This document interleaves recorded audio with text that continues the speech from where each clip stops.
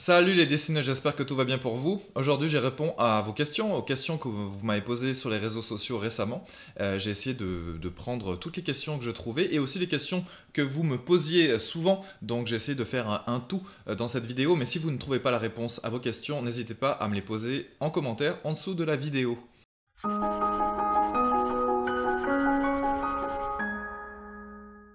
Est-on obligé d'apprendre la perspective si on veut savoir dessiner? Alors ça, c'est une question qui revient souvent. Effectivement, on peut dessiner sans perspective. C'est possible de prendre un crayon et de dessiner. D'ailleurs, les enfants n'ont pas attendu d'apprendre la perspective pour dessiner. Le truc, c'est que c'est limitatif. On va arriver à un certain moment où on va copier des dessins, on va montrer nos dessins à notre entourage et on va être content parce qu'on a travaillé d'observation et que c'est relativement bon. Mais c'est pas tout le temps le cas. Sauf que copier a ses limites, et pour les personnes qui veulent sortir un petit peu de la copie, ce que j'appelle la copie bête et méchante, c'est-à-dire copier une photo ou copier un dessin existant, c'est un petit peu plus difficile. Il y a certains artistes qui ont appris en autodidacte. D'ailleurs, c'est pour ça que certains artistes n'ont jamais pris de cours. Et c'est tout à fait normal, parce que si, à force de faire, on peut très bien apprendre les choses, mais ça prend plus de temps, et parfois on refait les mêmes erreurs. C'est un peu le risque d'ailleurs, on va refaire toujours les mêmes erreurs si on automatise quelque chose qu'on fait tous les jours. La perspective, ça remet vraiment les choses en perspective, c'est le cas de le dire, mais c'est vrai, c'est pour ça qu'on utilise ce terme. D'ailleurs, je pense que c'est vraiment facile, à un moment donné, quand on connaît la perspective, de savoir comment placer les objets dans une scène, les rapports d'échelle, tout devient beaucoup plus facile en fait. Mais le plus dur, c'est de se dire, je vais apprendre la perspective maintenant, et je vais le faire une bonne fois pour toutes. Et ça, c'est difficile, parce que souvent, c'est un peu un problème de motivation. On n'est pas tout à fait motivé pour apprendre les choses bien, on préfère dessiner ce qu'on aime, mais au bout d'un moment, quand même, on se sent stagné. Et c'est à ce moment-là qu'on devrait se poser la question, est-ce qu'il ne manque pas des données? Et c'est souvent le cas. Je ne sais que copier les dessins des autres, suis-je un cas désespéré? Alors non, comme je viens de l'expliquer, il n'y a aucun cas désespéré. En fait, on a commencé tous, quand on était petit, par des dessins d'imagination. On dessinait des ronds avec des petits yeux et des petits bras en bâton. Ensuite, on a commencé à imiter les autres. Et ça, c'était le début de la copie, en fait. Donc moi, ça a dû être vers l'âge de 6 ans, je pense que j'ai dû commencer à m'inspirer un petit peu de ce qui m'entourait. Et c'est plutôt vers, je dirais, 15 ans que j'ai commencé à copier des dessins par-ci par-là. D'abord copier des dessins à la ligne, et ensuite c'est plutôt vers l'âge de, je dirais, 22 ans que j'ai commencé à copier des photos en fait. J'ai commencé à apprendre la perspective à 25 ans, et de 25 à 30 ans, j'ai commencé à comprendre ce que c'était que la perspective. Donc j'ai mis 5 ans à apprendre la perspective grossièrement parce que personne ne me l'a expliqué, et parce que j'ai essayé de fouiller par-ci par-là, mais j'y comprenais rien au début. Donc voilà, ça prend du temps quand on apprend tout seul. Donc c'est tout à fait normal de copier quand on est ado, et quand on commence à grandir et qu'on se sent stagner, encore une fois, c'est mieux d'apprendre les bases une bonne fois pour toutes, parce que ça nous permet de nous libérer un petit peu de toutes les limitations techniques qu'on a dans notre tête en fait. Comment je sais si je maîtrise les bases du dessin ou non? Alors, je vous ai préparé un quiz qui vous permet de tester si vous avez les bases ou pas, et c'est juste en commentaire de la vidéo, donc n'hésitez pas à cliquer sur le lien, vous allez voir, c'est des questions, vous allez voir des petites images, et ça va vous questionner sur les bases. Faites le test, vous verrez à la fin, vous aurez un résultat et vous saurez à peu près où vous placez. Alors une question très classique, c'est combien de temps faut-il pour apprendre à dessiner? Personnellement, j'ai mis à peu près 15 ans à avoir un niveau que je commençais à aimer. Donc voilà, ça vous donne une petite idée. Mais ça, c'est parce que j'ai appris tout seul, en autodidacte. Aujourd'hui, avec Internet, on peut apprendre plus vite, heureusement. Donc les élèves qui passent chez moi, en général, ils apprennent les bases entre 3 et 6 mois. Ça va vraiment dépendre de l'élève et de son investissement dans la formation, et aussi de sa motivation. Parce que tous les élèves n'ont pas les mêmes motivations. Certains veulent se professionnaliser, d'autres veulent juste faire ça pour le plaisir, et d'autres se prennent pas du tout la tête avec ça. Donc des fois, 2 ans après, je les revois, ils disent « Ah bon, je vais reprendre les bases depuis le début ». Donc ça me fait rire. Chacun a sa vie de toute façon, je fais pas de commentaires là-dessus. Mais personnellement, moi, si c'était à refaire, je pense que j'apprendrais en 3-4 mois, et j'essaierai de faire que ça, jusqu'à que je sois à l'aise avec le dessin d'observation et que je sois à l'aise avec tout ce qui est perspective et lumière. Une fois que les bases sont apprises, on peut prendre nos libertés et être un petit peu plus créatif.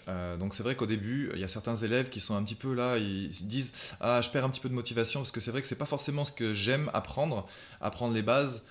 Mais je leur dis, ouais, mais regarde l'outil que je suis en train de te donner, ensuite tu vas pouvoir te libérer et faire tout ce que tu veux ensuite. Donc ça vaut le coup de mettre 3-6 mois à apprendre bien comme il faut les bases, et ensuite pouvoir faire un petit peu tout ce qu'on veut selon l'objectif de chacun. Je suis stressé par le temps quand je dessine en temps limité, est-ce qu'il vaut mieux que je me limite en temps? Alors, c'est Le stress en dessin, ça existe. On dessine tous pour des raisons différentes et c'est tout à fait normal, chacun a son niveau d'angoisse face à la feuille. La première chose qu'on peut faire, déjà, quand on est un peu angoissé, quand on est un peu stressé, c'est de souffler. En fait, vraiment, de prendre le temps de souffler par le ventre. Il y a des techniques de respiration abdominale qui sont très intéressantes. Et c'est aussi pour ça que j'aime bien parler de développement personnel, parce que ça fait partie finalement de ça, ça fait partie du dessin. Le développement personnel, développer sa personne, développer sa personnalité et ses compétences, c'est très important.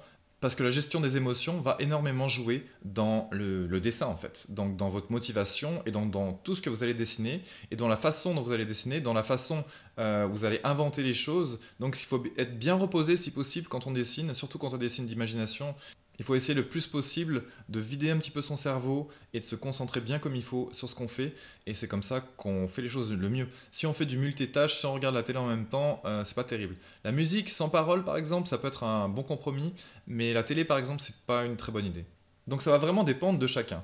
Ça va dépendre de l'objectif, en fait. Est-ce qu'on veut faire de la qualité, mais pas beaucoup? Ou est-ce qu'on veut faire de la quantité, mais un peu moins bien, mais pouvoir produire plus? Donc pour un auteur de BD par exemple, amateur, c'est bien de pouvoir produire plus parce qu'on veut raconter plus de choses et si le dessin n'est pas parfait, ce n'est pas grave.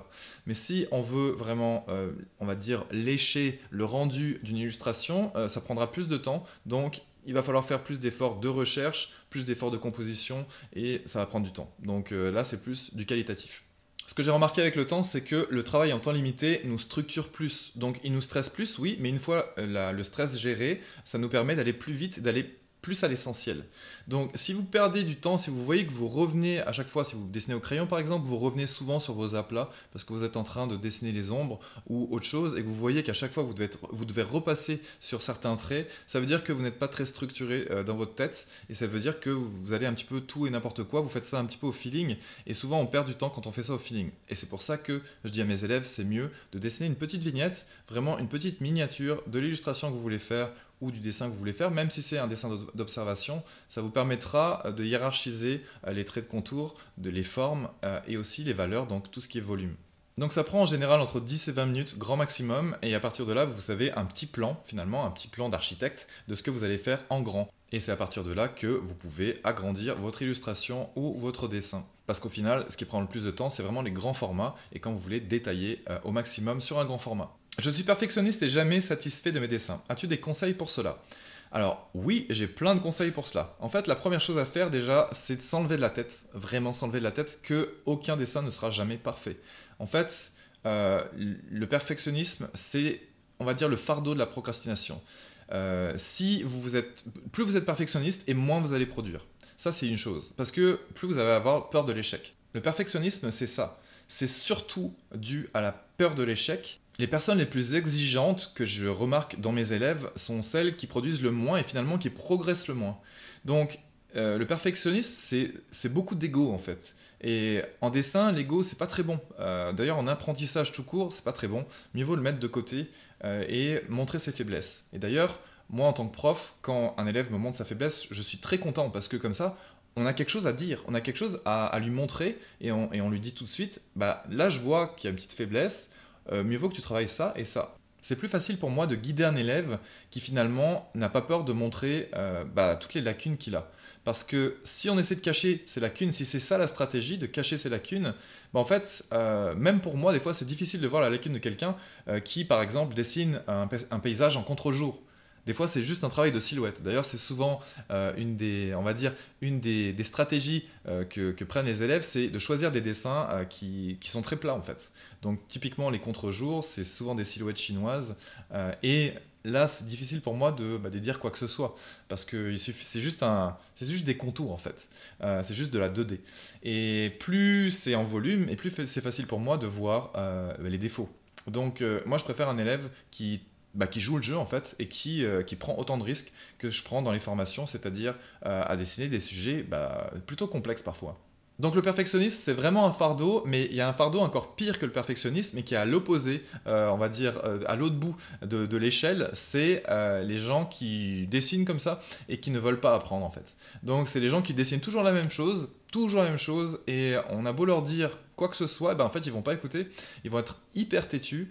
Donc en fait on va dire que c'est deux sortes de têtus qui sont aux antipodes, mais finalement c'est autant pénalisant pour la personne qui est perfectionniste ou pour la personne qui est Jean foutiste. Donc quand vous apprenez, ne soyez pas aux extrêmes, essayez de viser le milieu. Je ne trouve pas de temps pour dessiner, comment puis-je faire pour mieux gérer mon temps? Alors souvent la gestion du temps, c'est assez bizarre parce qu'il y a des gens qui en ont jamais le temps. C'est comme ces retraités qui n'ont jamais le temps. Ils vous disent j'ai pas le temps de faire ci, j'ai pas le temps de faire ça. Mais en fait ça veut dire que vous planifiez peut-être trop de choses. Alors si c'est dans le milieu professionnel, je peux comprendre, mais on a toujours peut-être un quart d'heure ou une demi-heure dans la journée. Après, est-ce qu'on a vraiment l'énergie pour dessiner? Ça, c'est autre chose. C'est deux questions différentes en fait. Quand on n'a pas d'énergie en rentrant du travail pour dessiner, forcément, ça va être difficile. Ça va être difficile. Mais il y a toujours 15 minutes dans la journée pour dessiner. Toujours. Je connais personne qui, pendant une semaine, n'a pas 15 minutes dans la journée pour dessiner. Peut-être un jour exceptionnellement où on est tellement fatigué, on rentre à la maison, on dort. Mais en général, il y a toujours au moins 30 minutes, 15-30 minutes pour dessiner. Et c'est vraiment ce créneau-là qu'il faut prendre, en fait. Que vous ayez une famille ou que vous ayez un job qui soit vraiment très prenant, c'est ça. Après, il faut regarder dans la journée s'il n'y a pas des activités qu'on pourrait finalement éviter. C'est-à-dire que je connais beaucoup de personnes qui sont sur les réseaux sociaux, sur leur Android, et puis finalement, ils passent une heure sur le réseau social, ils ont rien fait en fait. Ils ont vu des vidéos de chats ou des vidéos un petit peu qui peuvent les intéresser, mais forcément, on pourrait passer notre vie sur Internet. En fait, il y a plus de minutes de vidéos sur Internet qu'on n'aura jamais de minutes dans notre vie. Donc la procrastination sur Internet, je pense que c'est le danger numéro un, et surtout les réseaux sociaux. Donc allez chercher les informations qu'il vous faut, essayez de ne pas vous faire accrocher par trop de contenu. Donnez-vous un temps, par exemple, aujourd'hui je passerai pas plus d'une demi-heure sur les réseaux sociaux ou sur Facebook ou sur YouTube. Parce que si vous ne minutez pas votre temps comme ça, c'est sûr que notre cerveau il se laisse vite engloutir dans cette procrastination. Donc faites vraiment attention et peut-être téléchargez-vous une application qui vous permet finalement de couper Facebook quand il n'y en a plus besoin, c'est-à-dire 30 minutes après, et c'est 30 minutes dans la journée maximum, et je pense que ça aiderait. Y a-t-il un âge minimum pour suivre tes formations? Alors ça, c'est souvent les parents qui viennent me voir et qui me demandent est-ce que mon fils ou ma fille peut apprendre à dessiner avec vous? Alors en général, les enfants entre 7 et 10 ans, ils n'ont pas forcément envie d'apprendre les bases du dessin. Ils préfèrent recopier des dessins ou colorier ou voilà. Donc 11 ans, c'est à peu près l'âge où on commence à s'intéresser vraiment on commence à être un peu sérieux. Alors, il y a des enfants qui sont précoces ou des enfants qui sont accompagnés de leurs parents, mais en général, les pré-ados, je préfère ne pas les prendre en charge. Mais à partir de 11-12 ans, ça commence à être intéressant et on commence à s'intéresser un petit peu plus à des choses un petit peu plus concrètes et on va dire logiques. Donc une très bonne question qui revient souvent, c'est pourquoi finalement prendre des cours payants quand on peut tout apprendre sur Internet? Alors c'est vraiment une très bonne question et je me la suis souvent posée moi-même pour d'autres choses que le dessin. Je me dis, est-ce que je peux apprendre tout sur Internet? Donc je vais voir souvent des vidéos et je commence souvent comme ça. Quand j'apprends quelque chose, une compétence ou autre, je vais voir sur Internet, je regarde sur YouTube ce qu'il y a, je regarde toutes les ressources qu'il y a et j'essaie de me sensibiliser un petit peu au contenu global de toutes les connaissances, aussi tous les intervenants qui parlent de la compétence que je veux acquérir. Et pour être honnête, on peut tout à fait apprendre sur YouTube. On peut tout à fait apprendre plein de choses sur YouTube. On pourrait même apprendre un métier entier sur YouTube. Peut-être pas un métier, mais en tout cas, il y a beaucoup de contenu. Mais le plus dur, c'est de sélectionner le contenu. Le plus dur de nos jours, c'est pas forcément d'avoir l'information. Le plus dur de nos jours, c'est de trouver l'information. Et trouver l'information au même endroit, on économise vraiment beaucoup de temps. Parce que moi, personnellement, en 15 ans de dessin, là, j'ai galéré à trouver les informations. Alors j'ai acheté plein de livres. Sincèrement, ça m'a fait gonfler la tête. J'ai automatisé des erreurs si j'avais eu des cours corrects, j'aurais très bien pu ne pas automatiser. J'aurais pu apprendre tout ce que j'ai appris en 15 ans en l'espace de même pas un an. Donc est-ce qu'on veut mettre beaucoup de temps ou pas beaucoup de temps? C'est surtout cette question du temps. Est-ce qu'on veut passer du temps à fouiller? Ça ne nous dérange pas de fouiller, on préfère faire ça que finalement dépenser de l'argent et on n'a pas tous l'argent pour se payer des cours, mais moi personnellement je préférerais aller travailler au McDo et m'acheter des cours. Par exemple, si je veux apprendre la guitare, je sais que maintenant je ne peux pas apprendre la guitare dans les livres. J'ai essayé de le faire 3 fois dans ma vie et c'était long. Donc je pense que je préférerais prendre des cours particuliers ou un cours en ligne à la limite avec des exercices tous les jours et quelque chose un plan très structuré de cours finalement. Aussi, il y a la question de la motivation qui est très intéressante, c'est que quand on rejoint une communauté d'apprenants comme nous, bah, ça nous permet de nous motiver plus, donc on s'encourage et on se motive, donc ça c'est bien aussi. Et le top du top, bien sûr, c'est de faire contrôler son travail par un professeur compétent. Et je pense que c'est ça aussi, c'est la validation des étapes pour arriver à un résultat qui est très intéressante et qui est en fait hyper importante de nos jours parce que on n'a plus envie de perdre de temps. Plus personne n'a envie de perdre de temps sur Internet maintenant. Donc c'est sûr que tout au même endroit, c'est mieux, mais chacun fait comme il veut. Chicken Mythic me demande, ça fait combien de temps que tu dessines et comment tu as appris à dessiner? Alors, je l'ai expliqué sur mon blog plein de fois, il y a plein d'articles, mais je vais te le dire assez rapidement. Donc, c'est très simple. Moi, j'ai commencé vraiment à dessiner à 14 ans. Je dessinais pour mon frère des petites bandes dessinées en 2D, toutes pourries, mais j'adorais ça. En fait, j'adorais que mon frère prenne les planches comme ça dans sa main et il les lise. Bah, il les lisait en 2 secondes, hein, mais il était là. Et je me rappelle de son émerveillement en fait, en lisant l'histoire. Et ça m'a vraiment motivé, en fait. C'est lui qui m'a motivé, en fait, mon grand frère. Il m'a boosté à mort jusqu'à l'âge de 18 ans. Et après, après j'ai dû travailler à l'école. Donc j'ai lâché un petit peu le dessin pendant un moment. Mais c'est toujours resté, le dessin est toujours resté en fond. Et c'est à partir de 25 ans, quand j'ai été diplômé en kinésithérapie, que j'ai commencé à faire mon métier de kinésithérapeute. Et aussi, je me suis dit, tiens, je vais essayer de creuser un petit peu plus dans le dessin parce que ça m'avait trop manqué.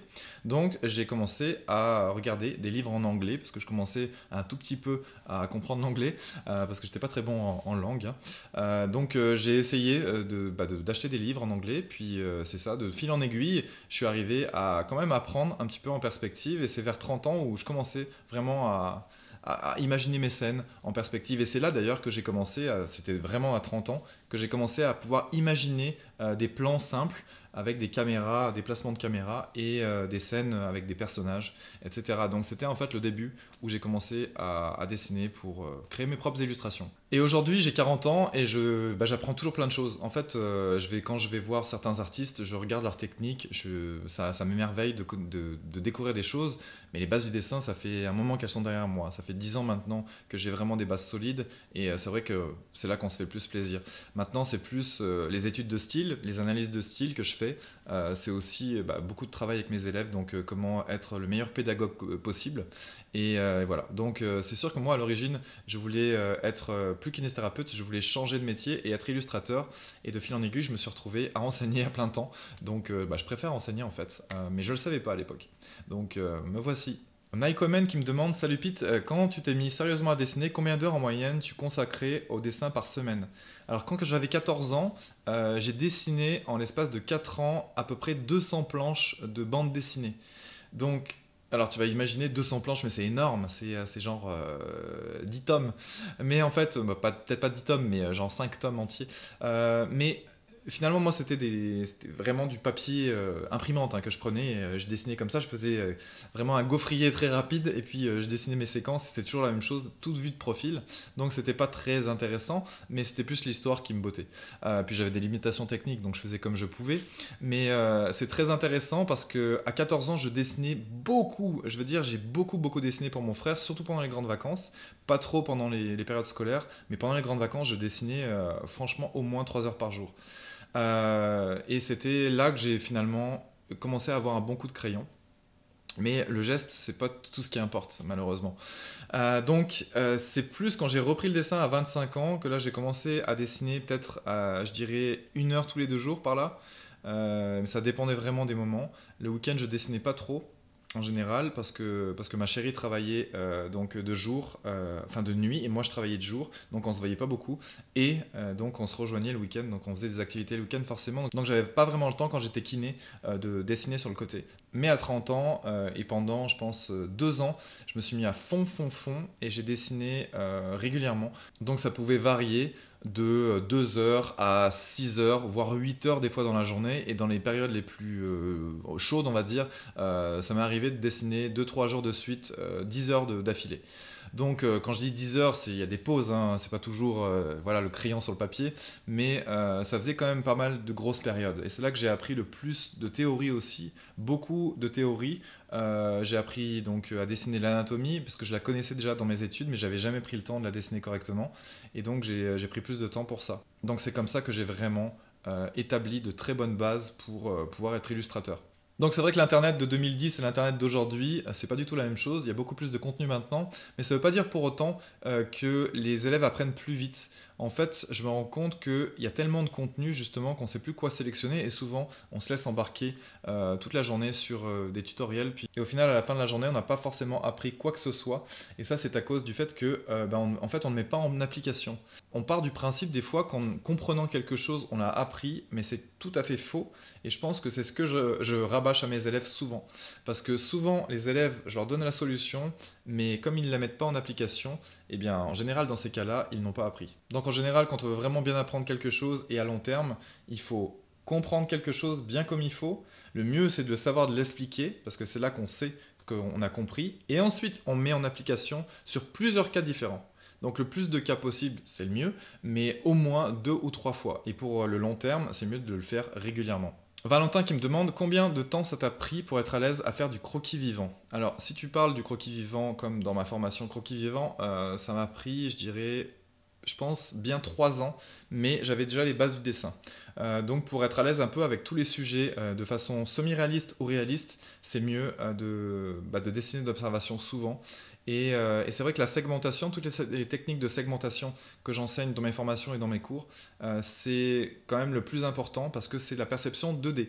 Mais par-dessus cette perception 2D, par-dessus ce dessin d'observation, c'est bien évidemment de pouvoir y inclure tout ce qu'on a appris dans les bases du dessin, c'est-à-dire la perspective et aussi les raccourcis qui sont très importants pour comprendre la profondeur d'un dessin et pour comprendre la profondeur des objets et leur placement dans l'espace. Sam le mélomane qui me demande combien de temps, heures environ pour apprendre les perspectives et ombrages. Alors ça va vraiment dépendre de la façon dont c'est enseigné et aussi de la motivation de l'élève. Et aussi des capacités de l'élève, parce qu'il faut bien comprendre qu'il y a des élèves qui sont plus rapides dans leur tête que d'autres. Il y a des élèves qui sont plus têtus que d'autres. Donc les élèves têtus en général, j'ai beaucoup de mal, et surtout les élèves qui ont appris en tout cas qui ont dessiné pendant 10 ans tout seuls, dans leur coin, ou en atelier où ils apprenaient pas vraiment de théorie, où ils ont juste appris à copier en fait. Donc des fois c'est difficile pour moi finalement en tant que prof de casser finalement tous les automatismes qui ont été appris et finalement de revenir sur des bases saines, parce que pour moi des bases saines c'est donner la liberté à l'élève, c'est pas de restreindre l'élève sur une photo. Donc dessiner d'après photo, c'est très bien, mais c'est la façon dont on le fait en fait. Si on comprend ce qu'on fait, c'est bien. Ça veut dire que c'est, on va dire, de la reproduction intelligente, c'est du vrai dessin d'observation pour moi en tout cas. Et sinon, il y a la copie bête et méchante où on va vraiment copier les contours, on va copier les formes, on va copier même les couleurs, et des fois on va même pas forcément voir la couleur comme elle est sur la photo. Donc ça peut faire des trucs vraiment dégueulasses. Mais chacun ses goûts, hein. Moi personnellement, je critique pas le goût de chacun. Si les gens aiment les palettes un petit peu qui vont dans tous les sens. Moi personnellement ça me va. J'aime bien les palettes restreintes et j'aime bien la maîtrise des couleurs, ou ça peut être des valeurs, peu importe. Mais j'aime bien aussi que les gens qui commencent à avoir beaucoup de compréhension commencent à styliser leur forme, commencent à styliser même à exagérer un peu la perspective quand il y en a besoin évidemment, ou à même jouer avec les formes, jouer avec la perspective, jouer avec les plans, jouer avec les couleurs. Le jeu commence quand tu as bien compris ce qui se passe. Quand tu commences à vraiment comprendre ce qui se passe autour de toi, globalement, peu importe l'environnement, peu importe la thématique, et en parlant du dessin, c'est vraiment tout de suite, tu sais quelle est la perspective, quelle palette de couleurs tu peux utiliser, tu connais des notions de balance des blancs, de volume, il y a beaucoup de choses. Il y a des élèves qui vont apprendre la perspective, je dirais, en l'espace de 6 semaines, et il y a d'autres qui vont apprendre la perspective en l'espace de 3 ans, parce qu'ils ne sauront pas vraiment écouter, ou ils n'auront pas bien compris, ou ils n'auront pas mis en application. Donc c'est toujours la même chose, si tu vas apprendre les choses correctement, il faut bien les faire, et il faut les faire si possible régulièrement, parce que si tu t'arrêtes pendant 3 semaines, ou si tu t'arrêtes pendant 3 mois, tu vas devoir tout recommencer de ce que tu as fait depuis le début, ou presque. C'est comme apprendre une langue. Par exemple, moi récemment, j'ai essayé d'apprendre l'espagnol. J'ai fait ça pendant 3 semaines. Après, j'ai dit, oh, de toute façon, il y a le confinement, donc je vais même pas pouvoir voyager prochainement. Et ça m'a plus motivé en fait. J'avais plus cet objectif en tête. Mais la moyenne de mes élèves en général apprennent entre 3 et 6 mois les bases du dessin, donc tout ce qui est perspective et lumière. Parce que ombrage, c'est limitatif. En fait, c'est la lumière. C'est comprendre la lumière et les matériaux. David Sass me demande « Bonjour, vous dites souvent que le don n'existe pas. Comment vous expliquez que certaines personnes savent très bien dessiner naturellement sans jamais avoir appris quoi que ce soit sur le dessin ?»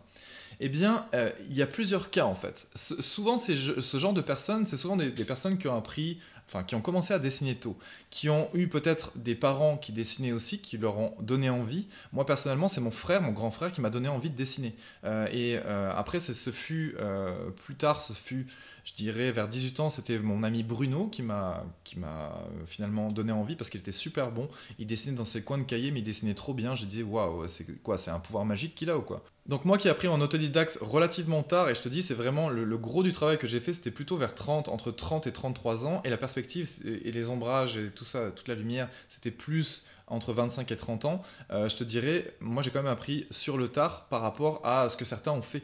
Et c'est pas pour autant que je les ai pas rattrapés. D'ailleurs maintenant j'ai largement dépassé certaines personnes, comme mon ami Bruno d'ailleurs qui devait être illustrateur au départ, qui dessinait déjà des BD en 3D quand il avait 18 ans. Je sais que je suis meilleur que lui maintenant. Donc c'est pas vraiment la question qu'il faudrait se poser, ça. La question qu'il faudrait se poser, c'est est-ce que le don inné existe? En fait, il va y avoir des prédispositions. Il y a certains élèves qui réfléchissent plus vite que d'autres. Ça, je l'ai vu. Il y a certains élèves qui ont plus de concentration que d'autres. Il y en a certains qui ont vraiment des troubles de la concentration, ça m'arrive. Il y a peut-être, je dirais, 4-5% de mes élèves qui ont des vrais gros problèmes de concentration. Et aussi, parfois, j'ai des dysgraphies, j'ai des dyslexies. Donc, il y a quand même des problèmes qui viennent du cerveau, on va dire, qui ne sont pas forcément des maladies, mais qui nous empêchent, qui nous mettent un peu de bâton dans les roues, donc qui nous freinent. Ça ne veut pas dire pour autant qu'on ne peut pas arriver à notre objectif, mais ça va prendre plus de temps, ça va prendre plus de répétitions. Et des fois, il y a des gens qui ne savent juste pas écouter ou qui ont du mal à écouter. Donc souvent quand on est adolescent, on voit certaines personnes dans notre classe, hein, quand on est en classe, certaines personnes dessinent super bien. Donc ça arrive, des fois c'est une personne, des fois c'est deux dans la classe, mais souvent il y a l'artiste de la classe. Il y a cet artiste-là, et moi c'était pas moi, c'était mon ami Bruno. Donc tout le monde lui demandait des dessins, tout le monde lui demandait des caricatures, etc.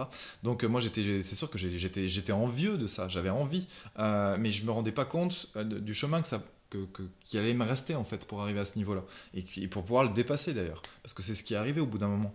Mais il aurait fallu que je m'intéresse plus vite à ça. Et dans ma famille, personne s'intéresse au dessin. Mon père est nul en dessin, ma mère peut-être un peu meilleure. Mon frère, lui, il était intéressé par ça, mais il a très vite abandonné, hein. Quand il a vu que je pouvais le dépasser, il a vite abandonné tout ça. Donc c'était assez drôle en fait de voir ça. Mais finalement, je me dis, il suffit de dessiner régulièrement. Et on peut rattraper largement des personnes qui dessinent depuis plus longtemps que nous.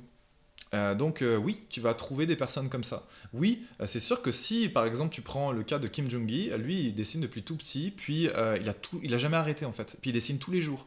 Ça fait pour moi, c'est pas forcément des prédispositions. Pour moi, il avait déjà une grosse envie, il a jamais arrêté, et tu aurais très bien pu arriver à un très bon niveau si tu avais commencé plus jeune. Forcément. Si tu prends le cas de Mozart ou d'autres artistes comme ça, des espèces de petits génies, hein, qu'on croit génies, mais en fait, le génie, c'est quoi? C'est quelqu'un qui a été motivé tout de suite par un truc et qui est devenu mono-obsessionnel et qui a fait que ça, que ça, que ça. Et quand tu vois les génies, d'ailleurs, ils ont souvent du mal plus en société, où ils ont plus de mal avec certaines autres compétences. Donc un génie, il faut voir ça comme une espèce de jauge. C'est soit tu es moyen de partout et un jour, tu as envie de mettre plus de temps pour apprendre quelque chose, et tu vas voir que les autres, finalement tes autres compétences, elles vont stagner en fait, parce que tu n'auras pas pris le temps de faire quoi que ce soit. Donc là, on va dire que le don, non, c'est pas inné. Et souvent, les gens que tu vas voir sur Internet qui ont soi-disant le don, c'est des gens qui copient. En fait, c'est des gens qui copient. Ils copient des photos, ou ils mixent des photos, ou ils vont faire la technique des carreaux. Des fois, tu vas en voir qui dessinent d'imagination, mais ils n'ont jamais arrêté depuis le début. Je veux dire, ils n'ont jamais arrêté de dessiner.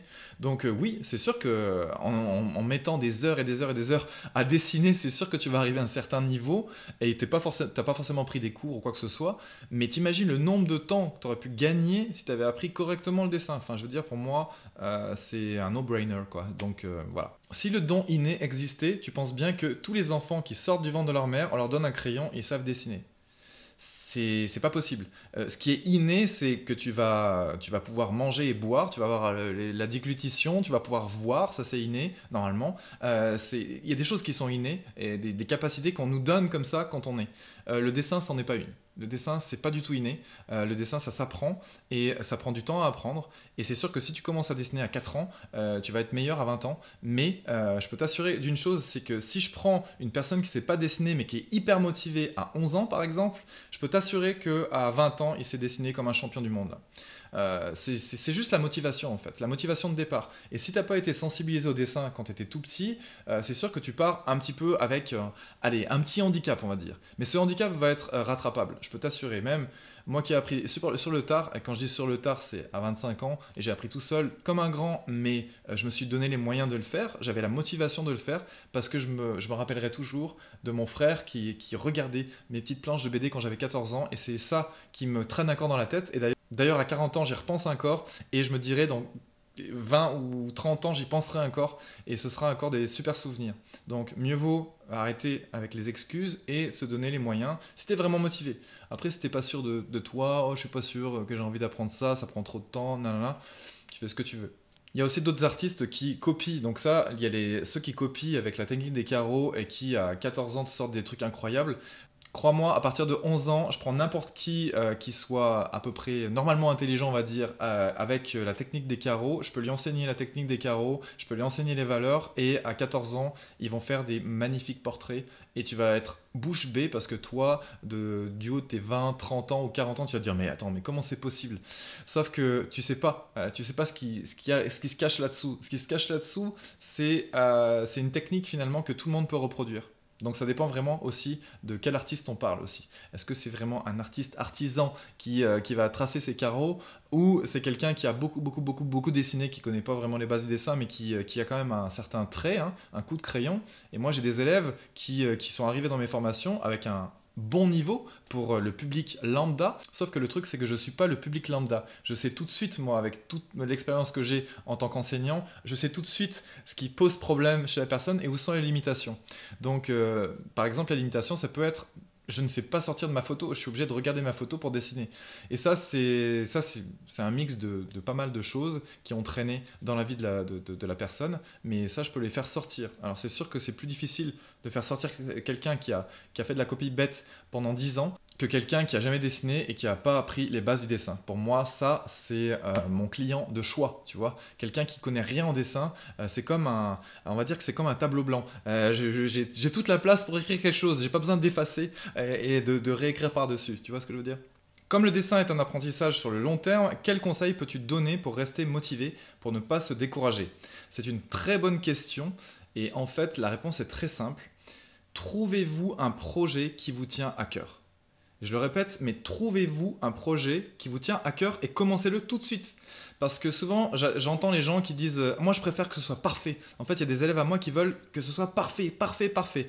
Et comme on a vu avant ça que la perfection en dessin, ça n'existait pas, en fait, c'est tout simplement mieux de se trouver un projet et de le faire tout de suite. Comme ça, on a toujours un sujet de dessin plutôt que d'aller copier des photos sur Google Images ou sur Pinterest, qui des fois va nous servir, mais au final, si on fait que ça tout le temps, en fait, on n'apprendra jamais vraiment à créer quelque chose, à produire quelque chose qui nous tient à cœur. Maud Falconet qui me demande comment passer outre l'auto-jugement permanent qui fait que l'on ne trouve jamais assez bien ce que l'on dessine et qui ôte finalement toute motivation pour persévérer. Ben justement, c'est ce que je disais dans une question précédente, donc en concernant le perfectionnisme. En fait, le perfectionnisme, c'est un fardeau. Et comment s'en libérer? En fait, eh ben, c'est tout simplement ne pas s'en demander trop et de montrer patte blanche et de se dire on a des choses à apprendre, on est là pour apprendre et on va toujours apprendre jusqu'à la fin de sa vie. C'est ça qu'il faut se dire. Donc si tu ne t'es pas mis ça dans la tête, malheureusement, tu risques toujours d'être hyper exigeante et toujours être contrôle fric de tout ce que tu fais. Et malheureusement, c'est quand en soufflant, en méditant, en tout ce que tu veux, toutes les activités qui te changent les idées et qui arrêtent de te dire que on est sur Terre pour être un être parfait, c'est impossible en fait. C'est tout simplement impossible.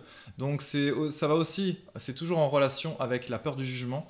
Donc il faut travailler sur soi, il faut se développer personnellement, il faut écouter des livres audio qui nous font du bien, il faut avoir des bonnes lectures, des lectures saines pour nous, et pour se dire il n'y a que le présent qui compte finalement. Le présent et l'instant présent, c'est le plaisir de créer. Et si tu crées et pas parfait à tes yeux ou aux yeux des autres, c'est vraiment pas grave. Alors c'est sûr que si tu as eu des parents qui étaient hyper exigeants avec toi, c'est sûr que tu pars de loin. Moi j'ai eu une grand-mère qui était la directrice de mon école quand j'étais tout petit en primaire, qui était hyper exigeante, qui a toujours été exigeante. Donc c'était un petit peu difficile d'être son élève. Et je sais que passé un temps, j'étais toujours obsessionnel du parfait et finalement j'y arrivais jamais. Et même des fois ça m'empêchait plus qu'autre chose à être compétent dans ce que je faisais. Donc le perfectionnisme, quel que soit l'aspect de ta vie, va être quelque chose qui va te déranger en fait, qui va toujours t'empêcher de faire des choses et de te lâcher finalement, de prendre vraiment du plaisir, un maximum de plaisir à faire ce que tu fais. Et même si ça n'a pas l'air parfait, et ben justement, il faut se faire une raison. Et ça prend du temps, ça prend beaucoup, beaucoup de développement personnel si tu pars de loin. Donc comme je disais sur la question précédente, si tu as un projet particulier que tu veux accomplir, commence maintenant. Et tu apprendras au fur et à mesure de tes erreurs. Et c'est tout à fait le mode qu'il faudrait employer, toujours d'apprendre de ses erreurs parce qu'on n'apprend pas de la perfection. Bint Siddiq qui me dit des conseils pour les personnes rencontrant des gros blocages, qui n'arrivent pas à se lancer dans des dessins de personnages, car ça fait peur, on a l'impression qu'on ne maîtrisera jamais assez ça, et on ne sait pas par où pour commencer de manière réellement efficace. En fait, comme je te disais, les bases du dessin, c'est bien plus important que tout le reste. Les bases du dessin, si tu n'as pas ça, malheureusement, tu vas dessiner des visages plats, tu vas dessiner des personnages plats, tu vas dessiner des anatomies un peu bizarres. Donc il faut apprendre, si tu vas prendre des personnages, il faut apprendre l'anatomie, mais les bases du dessin, c'est avant l'anatomie. Donc je sais qu'il y a pas mal de personnes qui ont dessiné plein de personnages, et ça c'est vrai que ça peut donner un très bon coup de crayon, mais malheureusement, comme j'ai dit précédemment, le coup de crayon, c'est pas ce qui est le plus important. Le coup de crayon, c'est intéressant pour avoir la confiance en centré, mais la confiance en centré, c'est pas ce qui est le plus important en fait. Ce qui est le plus important, c'est ce qu'on a dans la tête, ce qu'on peut construire dans notre tête. C'est toute cette visualisation mentale, si tu veux dessiner d'imagination par exemple, ou si tu veux dessiner des choses stylisées d'après photo. C'est tout ce travail que tu as incorporé au fil des années et toute la librairie interne d'images que tu as dans la tête qui vont te permettre de mixer les idées, qui vont te permettre d'être créatif et de te libérer de toute la reproduction, copie conforme, etc. Donc si tu ne sais pas commencer niveau développement personnel, je te conseille vraiment de commencer à faire de la méditation parce que ce que j'ai vu la plupart du temps, c'est que les personnes qui n'arrivent pas à se concentrer 2 minutes sur un livre, souvent ont besoin justement d'apprendre à se concentrer. Donc ça c'est la première chose. Et la deuxième chose, c'est d'aller voir sur des plateformes comme, pas forcément, pour ceux qui n'aiment pas Amazon par exemple, tu n'es pas obligé d'acheter des choses sur Amazon, mais par contre tu peux aller voir les commentaires. Ce qui est intéressant avec Amazon, c'est qu'il y a beaucoup de commentaires sur les livres et tu vois quand même, tu as quand même une bonne idée du contenu d'un livre et de savoir finalement ce que tu vas apprendre dedans et aussi d'avoir des retours de personnes.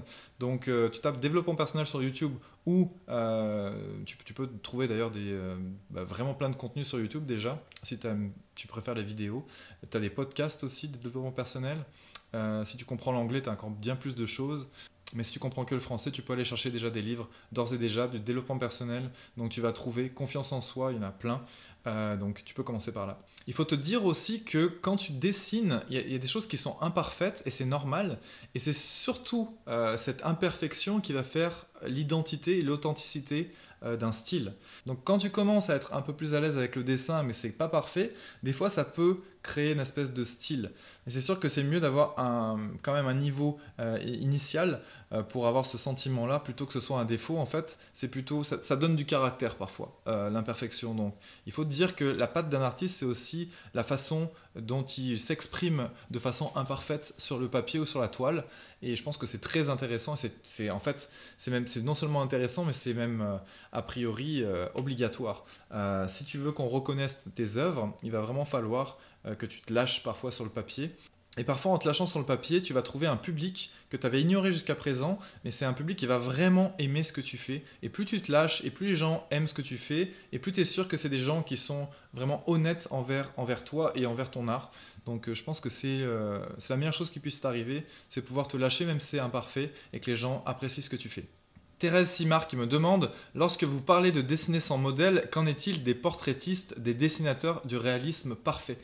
Se guider avec un modèle peut être utile sans toutefois le copier comme une photocopieuse, mais en l'interprétant à sa manière.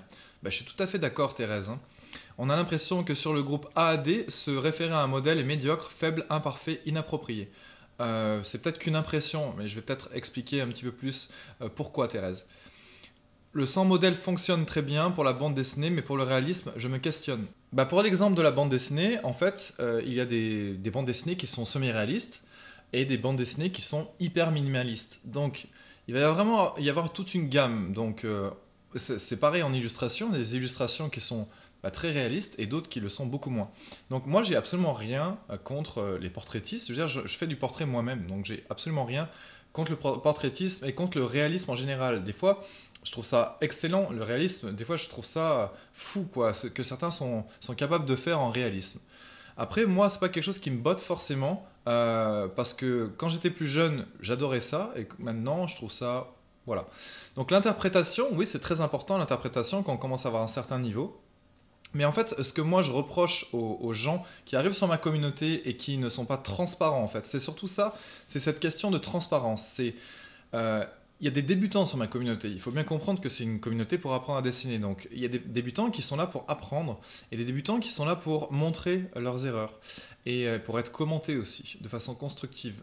Le problème, c'est que les gens qui viennent sur ma communauté apprendre à dessiner et qui veulent faire des choses parfaites et réalistes, il y en a qui arrivent, et souvent qui veulent montrer leur truc pour justement promouvoir leur travail. Donc en général, ceux-là, ils dégagent rapidement parce qu'ils n'ont rien à apporter à ma communauté. Hein, c'est la communauté apprendre à dessiner.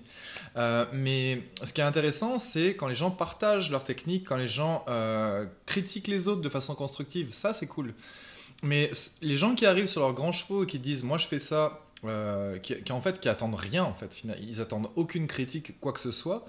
Ça peut être intéressant de regarder leurs œuvres, mais le problème c'est la transparence. Est-ce que on explique comment on fait les choses?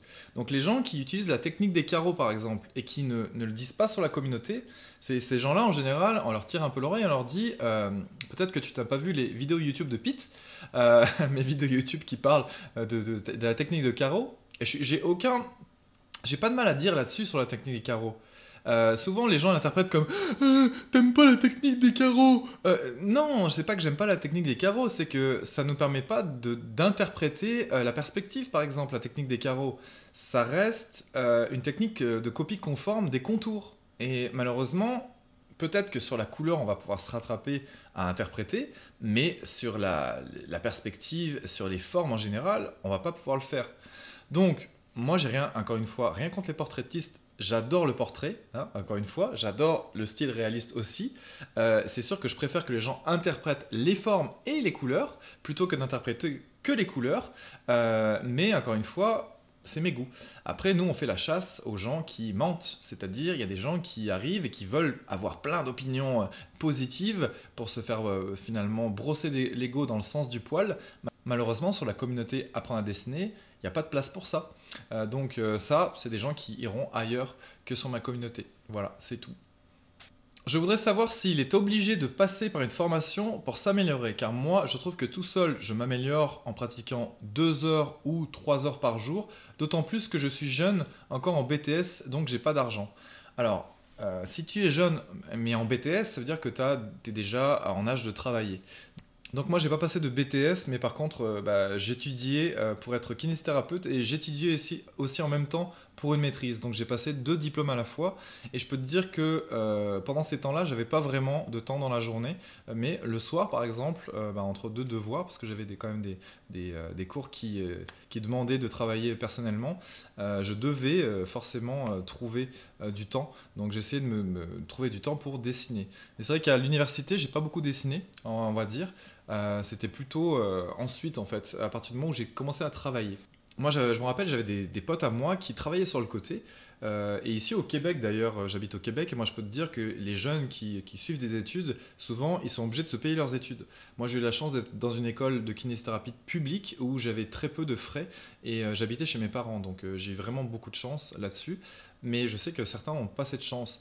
Donc si tu habites chez tes parents, tu peux tout à fait travailler le week-end. Et je peux t'assurer que en travaillant par exemple tout le samedi chaque semaine, tu peux largement te faire un argent de poche pour te payer des cours. Après, c'est sûr que si tu n'habites pas chez tes parents, c'est beaucoup plus compliqué. Mais si tu habites chez tes parents et que tu es en âge de travailler, sincèrement, tu peux te faire de l'argent de poche sur le côté. Après, c'est toi qui vois, hein. Mais je sais que moi, personnellement, si c'était à refaire, et encore une fois, si je devais apprendre le dessin à partir de là, et c'est pas absolument pas pour te dire achète mes cours ou quoi que ce soit, c'est vraiment pour te dire, je pense que là, même pour la guitare, je vais apprendre la guitare et l'espagnol, je sais que je passe par des choses payantes. parce que j'ai pas envie de m'emmerder à aller chercher des trucs pendant 10 ans, j'ai pas que ça à faire. Donc c'est sûr que j'arrive à un âge où je commence à avoir un peu d'argent, ce qui est cool, mais à l'époque même, si j'avais cette connaissance-là que j'avais aujourd'hui, je pense qu'à l'époque j'aurais pris aussi la décision d'aller travailler, de faire un job sur le côté, même si je passais mes études, tu vois. Mais si tu me disais aujourd'hui tu as 18 ans et tu vas apprendre le dessin, bah, je pense que moi j'essaierais de me faire de l'argent de poche, tu vois, et de pas forcément me prendre des cours particuliers parce que ça coûte vraiment trop cher, mais prendre quelque chose qui soit de bonne qualité et qui puisse te faire avancer, quoi. Alors c'est sûr que c'est mieux d'avoir le retour d'un prof, mais des fois peut-être que juste des tutos, des trucs comme ça, tu as déjà beaucoup de ressources gratuites, tu peux déjà apprendre comme ça. Mais si tu vas aller plus vite, si tu vas apprendre en 3, de 3 à 5 ans des choses vraiment bien et avoir une très bonne connaissance, mieux vaut prendre quand même des cours. Et la qualité du cours, bien sûr, est tout dépendante de l'enseignant qui l'enseigne. Donc fais attention aussi de bien sélectionner ton cours. Pratiquer 2 ou 3 jours va pas te sauver, malheureusement. Il y a des personnes qui pratiquent depuis 15 ans et qui n'ont pas bougé d'un centimètre dans leur niveau. Donc j'exagère un petit peu en disant ça, mais ça fait 6 ans que je suis en atelier avec des gens qui font du modèle vivant et je peux t'assurer qu'il y en a qui n'ont pas bougé d'un centimètre en 6 ans. Et c'est pas des blagues. Il y en a qui n'ont pas bougé de niveau. Et d'ailleurs, si tu as vu ma vidéo sur le modèle vivant, j'en rigole dedans, dans cette vidéo, mais des fois, je trouve ça un peu grossier, quoi. Des fois, je me dis, mais euh, si tu es là juste pour te faire plaisir, c'est correct. Mais si tu es là pour apprendre, euh, bah moi, personnellement, je m'en donne des moyens. Quand j'ai envie d'apprendre, je m'en donne les moyens et je le fais pas à moitié, quoi. Mais après, c'est que moi. Après, chacun pense ce qu'il veut, chacun ses croyances, mais moi, l'alliance entre la théorie et la pratique, c'est ce qui est le plus important. La théorie toute seule, ça va pas te faire avancer, la pratique toute seule, ça va pas te faire avancer. Il faut un minimum de connaissances et un minimum de pratique pour avancer. Pour moi, c'est vraiment la meilleure façon d'avancer. Et peut-être que juste en observant, des fois, tu apprends des choses sur le dessin et tu commences à enrichir ta bibliothèque interne, ça c'est une chose. Ou des fois, juste en pratiquant et en observant, tu vas apprendre des choses qui finalement subconsciemment tu vas les apprendre sans vraiment les avoir, on va dire, exprimées dans ta tête. Mais c'est sûr que tu vas apprendre des choses. Mais ça a sa limitation. Qu'apprendre la théorie et qu'apprendre la pratique, les deux ont des limitations. Le mieux pour accélérer les choses, c'est de mettre les deux ensemble. Donc ce que tu peux apprendre en 15 ans, peut-être que tu pourrais l'apprendre en l'espace de quelques mois. Donc c'est toi qui choisis. Steve me demande, quel conseil donnerais-tu à une personne qui veut créer son manga? Alors, n'attends pas de faire ton manga, fais-le maintenant. Déjà, c'est la première. Donc ça rejoint un peu tout ce que je disais avant, mais le manga, c'est comme tout. Le manga, il faut comprendre que c'est une illusion de la facilité, le manga. Quand on voit un manga, on se dit ça a l'air facile à dessiner, alors que c'est tout le contraire. C'est quelque chose de très stylisé et justement, ça te donne une fausse illusion de facilité. C'est simple, ce n'est pas facile. Tu vois la différence entre la simplicité et la facilité. Donc souvent, quand tu regardes un dessin minimaliste, ça peut être un logo d'ailleurs, ça peut être autre chose, mais tu n'imagines même pas le travail de synthèse qu'a dû faire le graphiste ou le dessinateur pour arriver à un certain résultat. Et ça, c'est vraiment très important parce que pour l'œil d'un débutant, quelqu'un qui n'est pas habitué, quelqu'un qui n'a aucune expérience, pour le grand public, il va se dire, ça a l'air facile, regarde, je peux le faire. Mais quand il va le faire, il va juste copier ce qu'il voit. Mais l'interprétation, le travail de stylisation, le travail de symbolisme, finalement, parce que c'est ça, c'est travailler la symbolique, le minimalisme et les logos, c'est ça. Ça va exprimer plein de choses. 2-3 traits vont exprimer plein de choses. Donc ça, c'est vraiment un travail de longue haleine. Ça ne va pas venir en 2 secondes et parfois ça prend toute une vie d'arriver à dessiner comme ça. Donc il ne faut pas croire que le manga, c'est différent de ça. Le manga, c'est exactement la même chose.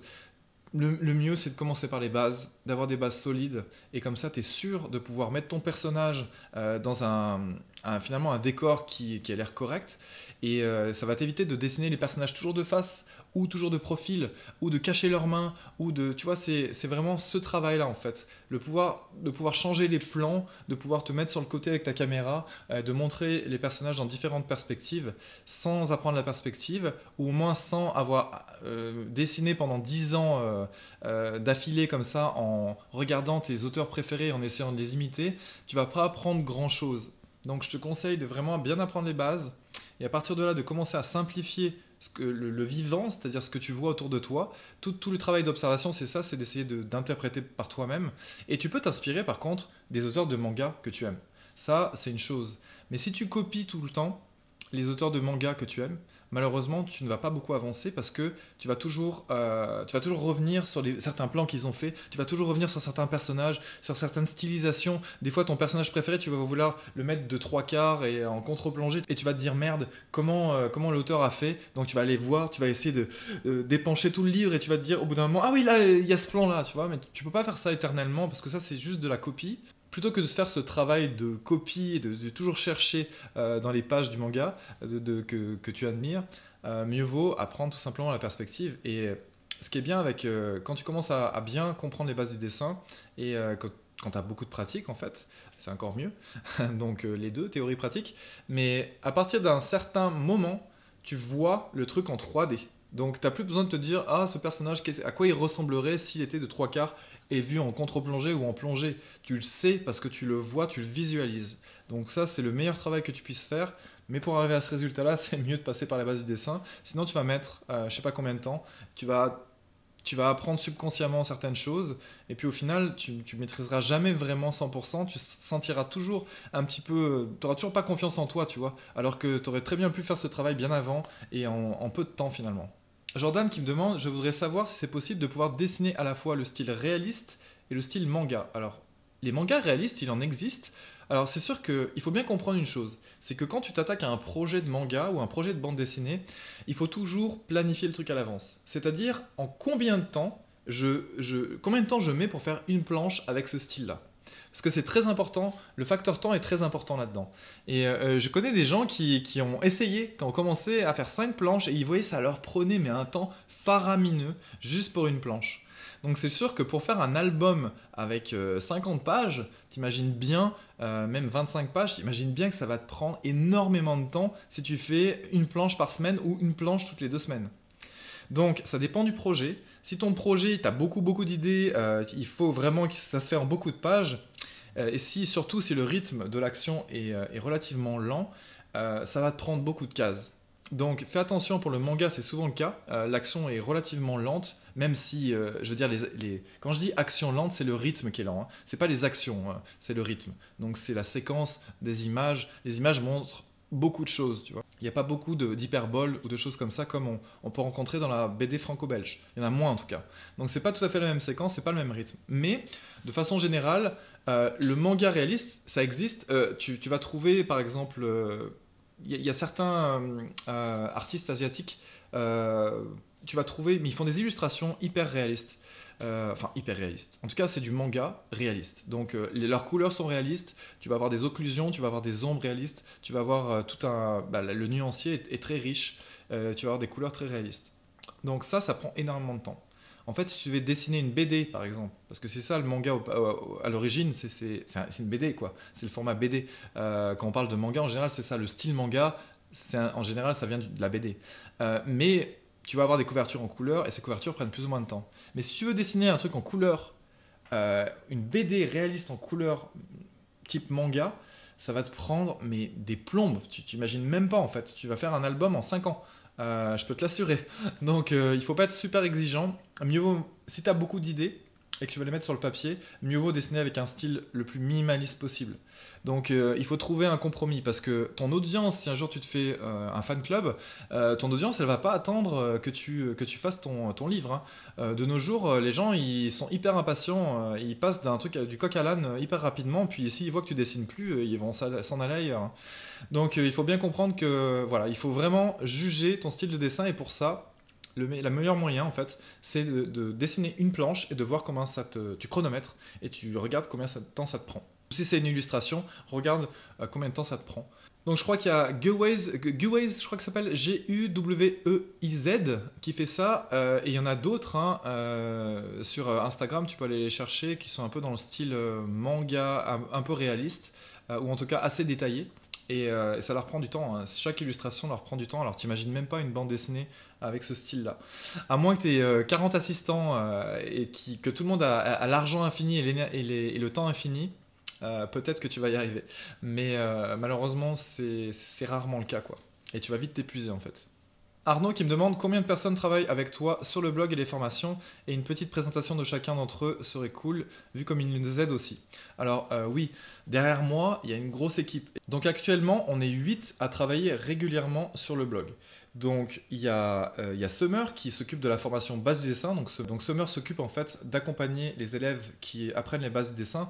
Moi je l'ai fait pendant plus de 5 ans et j'avoue qu'au bout d'un moment j'avais la tête comme ça. Il fallait que je fasse autre chose, donc je me suis commencé à m'occuper un petit peu plus de formation avancée. Et Alain, il a joint notre équipe il y a peut-être un an maintenant. Ça fait peut-être un peu moins d'un an d'ailleurs. Et c'était un souffle d'air frais. Je te dis même pas pour moi. C'était vraiment. J'avais tellement de charges de travail. Je travaillais le week-end, je travaillais tout le temps. En fait, je travaillais tout le temps. Je devenais fou. J'ai déjà fait 2 burn-out avant. Et pendant le premier confinement du Covid, ça m'a permis vraiment de souffler, quoi. Et je soufflais pas tout à fait, mais je soufflais déjà beaucoup. Ensuite, il y a Pif. Donc Pif, c'est mon assistant, mon premier assistant en fait. C'est lui qui va rédiger certains contenus. C'est lui qui vous a fignolé, par exemple, tout et n'importe quoi, hein, mais c'est lui qui vous a fignolé le livret, le manuel gratuit pour Procreate. C'est lui qui vous a rédigé les articles, certains articles de motivation, certaines fiches de métier. C'est lui qui va repasser derrière moi pour faire certains trucs, par exemple tous les PDF reliés aux formations, donc tous les e-books finalement reliés aux formations, c'est lui qui va les faire, il va prendre des captures d'écran, ça prend un temps fou, puis il faut vraiment être, faut être patient quoi. Donc ça c'est vraiment tout lui qui fait, et grâce à lui depuis 4 ans, c'est sûr que j'ai pu vraiment développer le blog beaucoup plus sereinement. Ensuite, il y a Elodie. Elodie, vous la connaissez de la chaîne YouTube. Ça fait pas si longtemps qu'elle travaille avec nous. Elodie, c'était une de mes élèves pour certaines formations et elle s'est auto-formée pour l'aquarelle parce que je n'ai jamais raconté quoi que ce soit sur l'aquarelle. Elle avait commencé, je crois, avec la théorie des couleurs sur mon site et je pense elle était déjà dans l'objectif de changer de métier, de se reconvertir vers autre chose. Et en fait, moi, j'ai sauté sur l'occasion pour qu'elle travaille avec moi. Et comme elle apprend très vite et qu'elle est très motivée, en fait, c'est surtout ça, elle est très très motivée. Et elle est assez perfectionniste, donc elle fait des super bons contenus. Vous avez vu ses vidéos, des fois, le niveau de ses vidéos, c'est excellent, quoi. En tout cas, ses cours sont parfaits, sa formation est absolument géniale. Et c'est sûr que je lui ai laissé carte blanche, finalement. Parce que moi, j'ai tellement de personnes qui viennent tout le temps me harceler pour apprendre des trucs. C'est vrai que c'est quand même un métier stressant. On s'en sort, mais c'est quand même stressant. Au bout d'un moment, moi j'avais la tête comme ça. Je me disais il fallait que je passe par d'autres formateurs aussi. Donc c'est ce que je fais cette année. Je recrute des formateurs. Mais voilà, j'ai couvert les bases de dessin, j'ai couvert l'aquarelle et bientôt les crayons de couleur parce qu'Elodie va peut-être tourner une formation là-dessus cette année. Et moi, je m'occupe toujours d'autres formations, hein. Toutes les autres formations, j'essaie de toujours aider mes élèves. Mais c'est vrai que je suis limité par le temps, forcément. Donc, j'essaie de recruter plus de monde compétent. Et je mets longtemps avant de sélectionner les personnes pour les formations. C'est le plus important. Je mets longtemps pour finalement commencer à les former aussi, parce qu'il faut les former sur certains trucs, hein. L'outil informatique, des fois, parce que certains sont pas très bons là-dedans. D'autres fois, c'est pour la communication. D'autres fois, voilà, c'est pour certains outils. Donc ça, c'est tout moi. Moi, je fais des petites vidéos tutoriels à l'intérieur de mon blog pour leur montrer. Donc ça, c'est des vidéos que vous verrez jamais, mais c'est des vidéos que je fais pour former les gens avec qui je travaille. Donc voilà. Donc ensuite, là, il y a Laetitia Catiel qui a rejoint l'équipe il n'y a pas très longtemps. Donc Laetitia, elle va plutôt répondre aux clients en fait. Donc tous mes clients de formation. Et c'est elle qui va parfois débloquer les formations quand elles n'ont pas été débloquées, ou c'est elle qui va changer le mot de passe. Voilà, elle fait du service client. Donc elle est super patiente et c'est une perle. Il y a David aussi qui a rejoint l'équipe en 2018, donc ça c'est mon développeur principal. Donc moi j'ai eu dans ma vie, là, dans la vie du blog, il y a eu au moins 8 ou 9, j'imagine, ouais, bien 8 développeurs qui sont passés sur le blog Apprendre à dessiner. Donc c'était toujours difficile pour moi, parce que pour garder un freelance dans le développement, c'est difficile. Donc j'ai pris beaucoup de temps pour recruter du monde, et après les gens abandonnaient, puis après je devais recruter quelqu'un d'autre. Donc c'est très très lourd pour moi et c'est un facteur de stress. Donc j'ai engagé en fait là pour 2021, j'ai engagé un de mes meilleurs amis qui s'appelle David et qui est donc super bon en informatique, et En fait, il a arrêté un de ses jobs il n'y a pas très longtemps, donc j'ai sauté sur l'occasion pour dire viens bosser avec moi s'il te plaît, je t'en supplie. Et donc il est venu. Bon, maintenant je le paye très bien, mais c'est vrai que c'est lui qui va développer donc, le nouveau blog qui va arriver dans, j'imagine, quelques mois, et avec de meilleures fonctionnalités, un blog plus stable et un blog qui est plus viable. Parce que actuellement, le blog, comme on le voit actuellement ici maintenant, c'est pas forcément basé sur des technologies qui sont durables dans le temps, et c'est très difficile de les mettre à jour. Donc ça, c'est tout un travail que vous ne voyez pas quand je travaille dessus et quand on travaille dessus avec l'équipe, mais c'est un sacré facteur de stress à mon niveau. Ensuite, il y a Lucas. Lucas, lui, lui, il s'occupe du marketing et il s'occupe du copywriting. Donc, c'est lui qui va rédiger les pages de vente. C'est lui qui va s'occuper du tout le marketing en fait. Donc, toute la partie que moi, j'aime pas trop faire, c'est-à-dire vendre. J'ai horreur de ça. Moi, je préfère créer. Hein, je suis un créateur. Donc, il a fallu que je trouve quelqu'un qui puisse faire ça pour moi. Et Lucas le fait très bien. Donc, je laisse faire. Je lui ai donné carte blanche pour qu'il le fasse et il s'en sort très bien. Et ensuite, il y a Audrey. Audrey, elle travaille pas trop en ce moment pour moi, mais Audrey, en fait, elle a rédigé certains articles, elle a fait certaines interviews, elle m'a aidé aussi pendant le confinement pour modérer, donc elle a un travail de modératrice, et puis elle s'intéresse toujours au contenu du blog, donc elle est toujours dans le coin, et c'est une de mes anciennes élèves, donc voilà. Souvent, c'est des élèves, Summer, c'était un de mes élèves, Laetitia, c'était une de mes élèves, Elodie, c'était une de mes élèves, donc c'est souvent les élèves que je recrute parce qu'ils connaissent bien mon travail, et que personnellement on s'entend très bien, donc voilà, je me dis tant qu'à faire, autant que ça puisse servir aussi à mes élèves. Et puis là, je parle même pas de tous les freelances que je recrute, donc parfois pour certaines, le montage de certaines vidéos, je recrute du monde, parfois ça peut être pour des illustrations, parfois ça peut être pour vraiment des tâches différentes, et tous les autres services que j'utilise, il y a beaucoup de services que j'utilise pour faire tourner le blog, pour faire la promotion des formations, donc c'est un gros travail. Moi j'ai un travail de manager maintenant, c'est pas un truc qui m'intéresse vraiment, mais je le fais parce qu'il n'y a pas le choix, et parce que des gens comptent sur moi, non seulement les gens qui travaillent avec moi, mais surtout les élèves et surtout les gens comme vous qui regardez soit mes articles, soit mes vidéos, soit qui êtes sur Instagram, voilà, ça peut être tout et n'importe quoi, donc merci à vous d'ailleurs, mais voilà, sans vous ça n'existerait pas tout ça, mais c'est sûr que ça reste stressant comme métier. J'avoue que je m'attendais pas du tout à ça, on m'a dit ça il y a 10 ans, que j'allais gérer tout ça, mais j'y aurais pas cru je pense, donc voilà. Est-ce que j'ai le temps de dessiner? Pas vraiment en ce moment, mais je vais m'y remettre. Là, je suis en train de me débloquer du temps et grâce à l'équipe, je vais pouvoir m'y remettre un petit peu plus. Donc, Jérémy Hay qui me demande comment fait-on pour vivre du dessin? Est-ce que tes formations peuvent participer à devenir un artiste à part entière? Et combien de temps cela peut prendre en partant de rien? En fait, il faut déjà être hyper motivé pour vivre du dessin. Et après, tous les métiers du dessin ne se valent pas. Donc, tu as les fiches métiers que tu trouveras dans ma liste d'articles dans le blog. Tu vas voir qu'il y a des métiers qui gagnent rien, c'est-à-dire de nos jours, par exemple, artiste de bande dessinée, donc tout ce qui est auteur de bande dessinée, ça ne gagne plus rien, à moins que tu aies une grosse communauté que tu t'es faite pendant des années, et encore, si tu travailles pour un éditeur, ça va être très difficile, à part certains qui marchent plutôt bien, mais ça reste de plus en plus rare, les auteurs qui fonctionnent bien, parce que de nos jours, les maisons d'édition ont plein de contrats. Elles peuvent signer un auteur, puis l'année d'après, complètement l'ignorer. Donc c'est quand même un gros pari, la bande dessinée. Donc après, il y a d'autres métiers, hein. Il y a animateur, par exemple. On gagne très bien notre vie en étant animateur. Ça, c'est clair. Je veux dire, c'est un des métiers les mieux payés. C'est sûr que c'est pas forcément le métier le plus facile non plus. D'ailleurs, les métiers du dessin sont pas faciles en général. Mais métier d'animateur, quand même, ça paye bien. Il y a d'autres métiers qui payent bien aussi, c'est l'illustration. Quand tu commences à avoir des clients stables, ça peut bien payer. Après, ça dépend quel type d'illustration tu fais. Et ça dépend de ton niveau, bien sûr. Donc oui, les formations vont t'aider évidemment à t'améliorer, et oui, tu peux atteindre un niveau professionnel juste en suivant les formations et en étant hyper motivé et en pratiquant. C'est surtout ça en fait. Donc si tu te dis juste je vais regarder 3 vidéos et je vais être professionnel, tu rêves en fait, tu rêves en couleur. Donc si tu es hyper motivé par contre, s'il n'y a rien qui t'arrête et si tu es sûr de toi, c'est ça que tu veux faire, il y a beaucoup plus de chances que tu y arrives en fait. Donc combien de temps ça prend? Eh bien, ça dépend des individus, hein. C'est ce que je disais. Il y a des personnes qui apprennent plus vite que d'autres, il y a des personnes qui sont plus motivées que d'autres, il y a des personnes qui comptent sur les autres pour faire des progrès.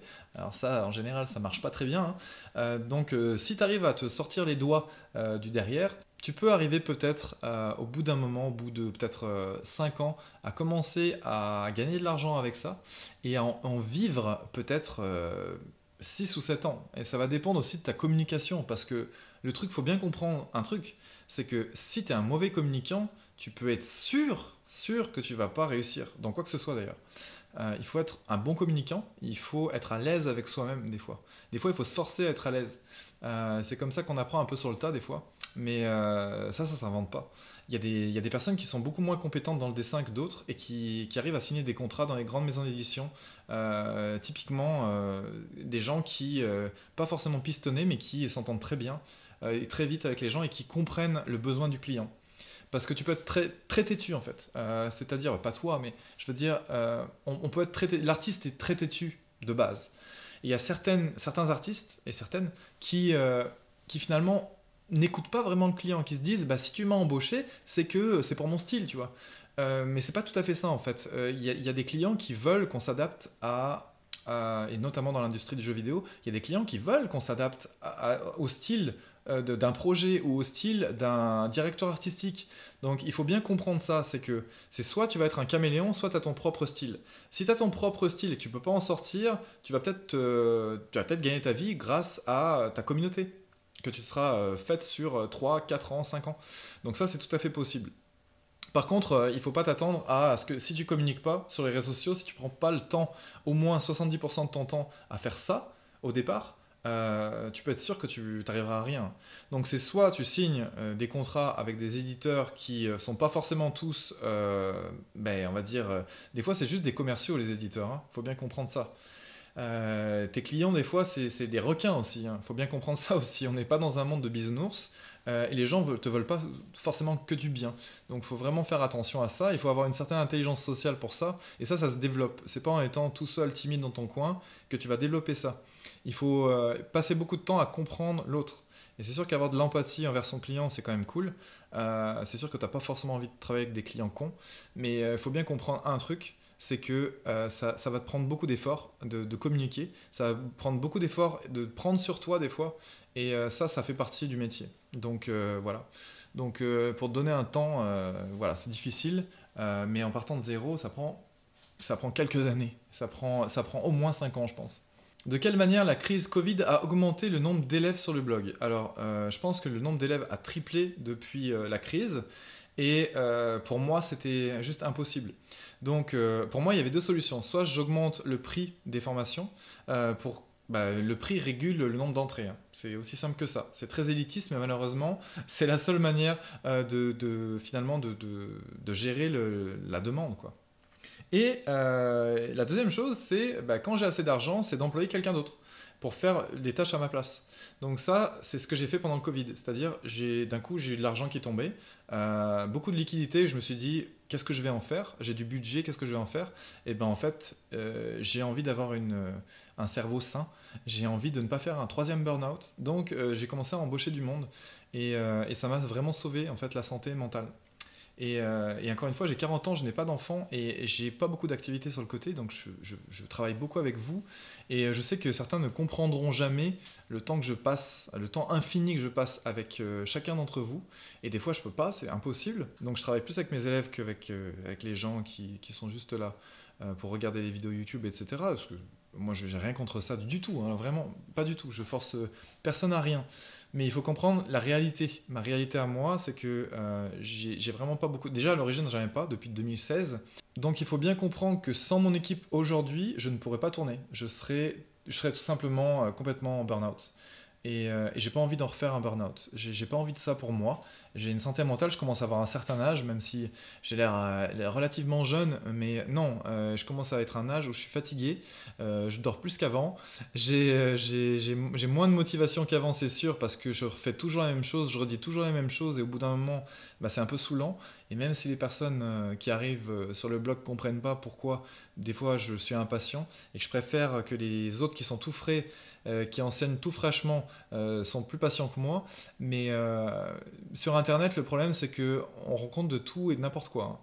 Donc il y a des gens qui sont absolument pas conscients de certaines choses et des fois ils n'ont pas du tout envie de chercher quoi que ce soit, alors que les informations sont toutes là. Et moi ça fait 8 ans que je fais ce métier-là et des fois je suis juste vraiment fatigué. Je suis vraiment fatigué. Donc oui, le nombre d'élèves est régulé par le prix maintenant parce qu'on a augmenté les prix récemment et ça va encore continuer comme ça si on a de plus en plus de clients et si on n'arrive pas à gérer. Parce qu'il faut bien comprendre une chose, la formation en ligne, c'est pas que des vidéos. Moi, la formation en ligne, comment je la conçois, c'est j'ai envie que vous améliorez. En fait, ma marque de fabrique, c'est les élèves que je forme. C'est les élèves qui vont aller montrer leurs dessins, qui vont montrer leurs œuvres, qui vont montrer leurs créations. Si moi, les élèves sortent et qu'ils sont insatisfaits et qu'ils n'ont pas le niveau, ça la fout mal pour moi. Donc c'est sûr que je mise sur mes élèves pour me faire de ma propre promotion, quoi. Donc la meilleure chose pour moi, c'est que les élèves sont heureux de dessiner et qu'ils aient le meilleur niveau le plus vite possible. Et c'est la seule chose que je peux faire pour mes élèves finalement. Donc moi c'est un sacré pari pour moi parce que plus j'ai d'élèves et moins je peux les suivre. Et moins mon équipe peut suivre. Donc je suis obligé de réguler comme ça, malheureusement. Et c'est la régulation capitaliste, mais c'est la régulation qui marche le mieux. Et encore une fois, j'essaie de rester quand même... Quand je vois que quelqu'un a du mal financièrement, c'est sûr que je fais des exceptions. Je veux dire, j'en ai fait déjà pas mal des exceptions. Je suis plutôt gentil de nature, donc j'essaie vraiment d'arranger les gens avec leurs propres moyens. Mais c'est vrai que de base, les gens qui peuvent payer mes formations, ben, je préfère qu'ils les payent parce que j'ai une équipe à payer derrière, une équipe qui vont vous former. Donc on n'est pas sur tuto.com ici ou sur Udemy où vous allez payer un cours et puis vous allez avoir que des vidéos et au final vous aurez peut-être même rien appris ou alors appris des trucs mais vous les aurez pas mis en pratique et malheureusement si personne ne vérifie votre pratique bah vous allez être mal parce que vous allez vous dire mais il y a un truc que j'ai dû manquer parce que je suis pas si bon que ça là. Donc c'est sûr que la validation des acquis est extrêmement important et je mets un point d'honneur à le faire sur mon blog. Est-ce que tu arrives à avoir un équilibre entre vie perso et vie professionnelle avec toutes les activités présentes et disponibles sur le blog? Alors figure-toi que pendant 6 ans, je n'ai pas pu prendre vraiment de week-end. Je me prenais des vacances, mais les week-ends en général, normalement, moi, pendant 6 ans, j'ai quasiment pas eu de week-end, hein. Donc il faut bien comprendre ça, c'est que j'ai eu vraiment beaucoup de mal en fait, et c'est pour ça que j'ai fait 2 burn-out avant le confinement, et j'ai fait un pré-burn-out pendant le confinement. Donc, mais le burn-out c'est quoi? C'est quand tu peux plus réfléchir, quand tu te lèves le matin et que tu peux plus réfléchir, et que tu te sens comme une merde parce que tu peux plus rien faire. Et donc ça m'est déjà arrivé 2 fois, et j'ai plus envie que ça m'arrive en fait, parce que ça laisse des lésions. Et j'ai encore des lésions, tu vois. Rien que d'en parler, ça me fait monter le truc. Mais pendant le burn-out, en fait, tu te sens tellement déprimé que tu te sens inutile. Tu te sens inutile, tu te sens même, t'arrives même pas à te dire que tu es inutile tellement que tu n'arrives pas à réfléchir. Pour te dire à quel point je me suis grillé le cerveau et j'ai mis, je sais pas combien de temps, au moins 7 mois pour m'en remettre. Au moins 7 mois. Donc, c'est sûr que quand on regarde les vidéos YouTube, on se dit ah, Pete il a l'air cool, il a l'air bien et tout, mais en fait, j'ai eu une période en 2017, c'était absolument horrible pour moi. Et c'est toujours là en fait, je m'en rappellerai toujours. J'ai plus les mêmes capacités mentales que j'avais en 2017. C'est con à dire, mais c'est vrai. Je sens que j'ai plus les mêmes capacités mentales depuis que je me suis grillé le cerveau. Et des fois j'ai des petites absences, tu vois, ça m'arrive, des fois je regarde dans le vide pendant une demi-heure, et des fois je fais oh, qu'est-ce qui s'est passé, tu vois. Donc ça c'est des périodes où je suis vraiment fatigué, mais ça m'arrive, des fois je suis dans le vague, tu vois. Donc il y a eu une espèce de progression là-dedans. Pour moi le vrai burn-out c'était en 2017, et crois-moi, j'ai pas envie que les gens passent par ça. Je me suis reconstruit grâce à ma copine de l'époque, ça m'a pris du temps, mais j'arrivais plus à travailler de toute façon, donc heureusement que Pif était là, et Pif m'a beaucoup aidé là-dedans. Il faisait le travail de fond en fait, et moi dès que j'avais un tout petit peu d'énergie, je faisais une vidéo YouTube, et je me rappelle que c'était juste horrible. Voilà, quelque chose que j'ai plus envie de revivre. Même mon équipe le sait pas en fait, hein, mais ça fait pas très longtemps que je prends mes week-ends, quoi. Donc en général, quand mon équipe me parle, même le week-end, je leur réponds, mais j'évite de travailler plus de 2 heures dans le week-end. Donc en général, je prends 1 heure pour relever mes mails et pour répondre à mon équipe. parce qu'il y en a qui travaillent le dimanche et le samedi. Ça va dépendre de l'emploi du temps de chacun. J'essaie d'être disponible pour mon équipe et pour les diriger si besoin, pour leur donner des ressources si besoin. Et voilà. Donc on va dire que je suis le directeur de publication. Donc ça se fait aussi le dimanche. Mais ça reste que je bosse pas plus de 2-3 heures par week-end maintenant. Et ça doit faire, je te dirais, 2 mois à peu près. Sinon, je fais du sport à côté. J'ai une activité sportive assez régulière. Donc ça, c'est la base pour moi.